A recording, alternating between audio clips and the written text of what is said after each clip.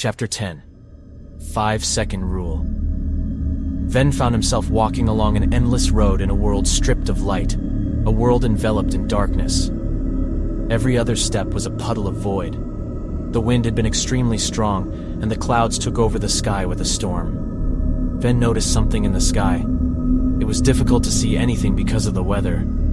Eventually, Ven finally got a glimpse of the figure. This sinister atmosphere was being caused by him.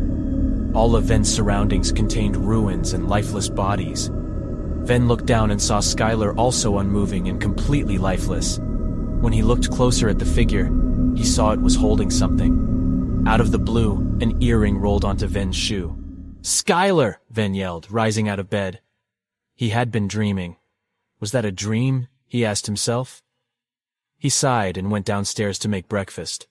He hadn't eaten anything since the other night. He was starving. He made waffle egg burgers. It was a burger consisting of eggs, waffles, cheese, and bacon. His parents cooked it for him when he was younger. Ven was a good cook.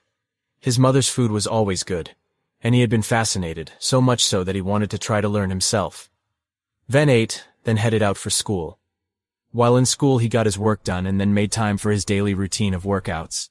Ven went to his last class. "Everyone, listen up. We have a new student.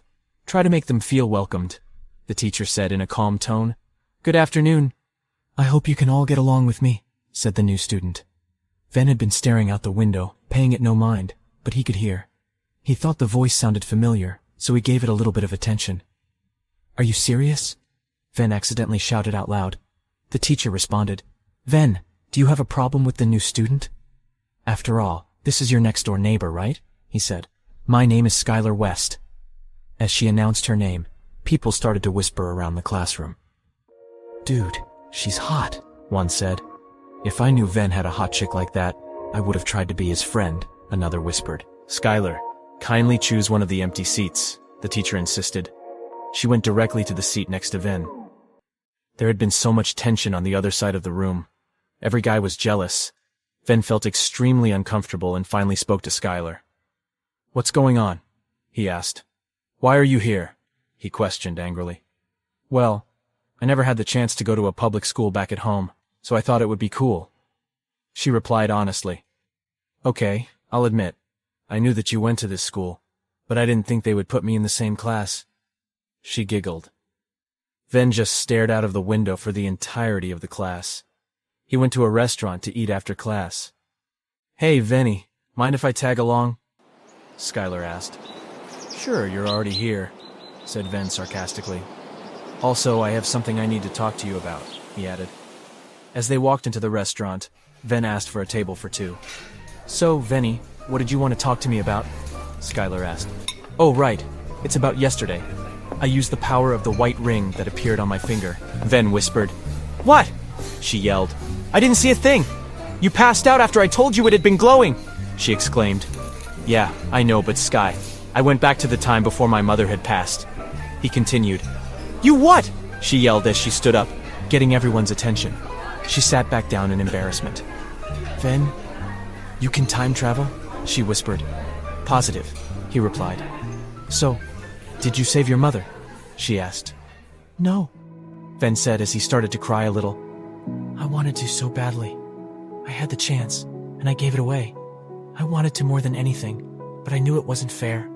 I do not know what the repercussions are for changing the past, and I couldn't live with myself if someone's life had changed negatively because of that," he said. Skylar looked at Ven with pity, then responded, "Then maybe that's a power that we should save for when we really need it. I'm talking about world-ending events." Skylar understood exactly how Ven had been feeling. If she had that power, she would probably have selfishly saved her brother without a second thought. And she respected Ven for his morality. "Another thing is that I had a dream last night about the world being in ruin. Everything was in total chaos. It looked like an anime where the villain wins. But I'm not sure what that was," he explained. "It seems like you may be able to travel to the future as well.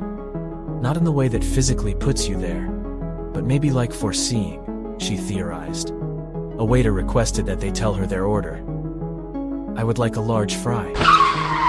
Suddenly a car came toward the restaurant window. They hadn't seen it. However, just inches away from their bodies, the car stopped completely. Ven grabbed Skylar and the waiter and dropped to the ground. At an incredible speed, and with a loud crash, the car went straight through the restaurant. Several of the staff and customers were no longer to be seen. The light in the restaurant had been shortening in and out, with rubble and cement everywhere. Ven gets up with Skylar and the waiter, only to realize most of the others within the restaurant had been hit by the car, or lying under the rubble. It's likely that no one has survived. The waiter screamed at the horrid sight and fainted.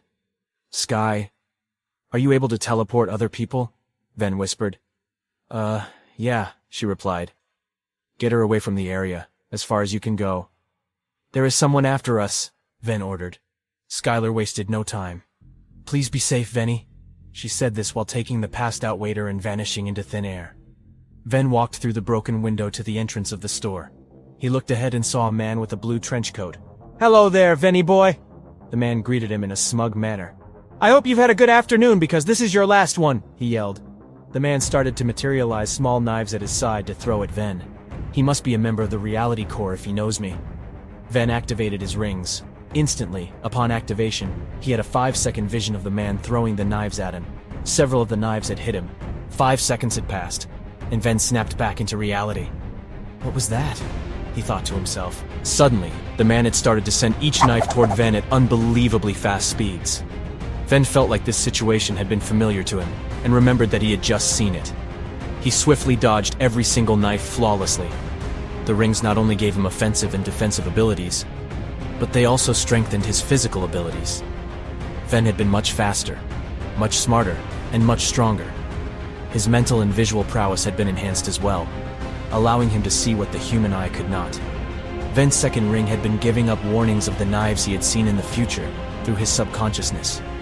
Ven noticed that the man had been destroying everything in sight after he dodged the knives.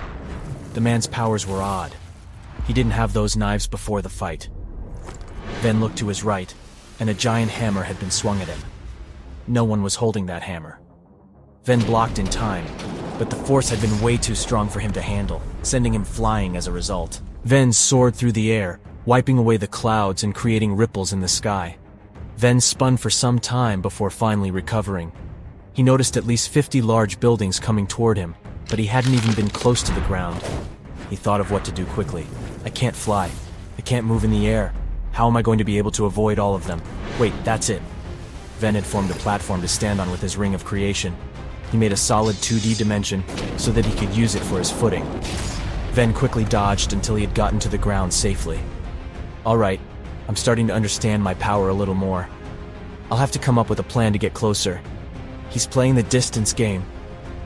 Ven suddenly came up with a brilliant plan. He pulled out his cell phone. "Hey Sky, I know this sounds crazy, but could you teleport to me?" he asked. "Are you crazy? I don't belong there. I won't last a second," she replied. "Please just trust me. I promise that I'll protect you," he said to reassure her. Skylar had finally been persuaded and agreed. She appeared right next to Ven.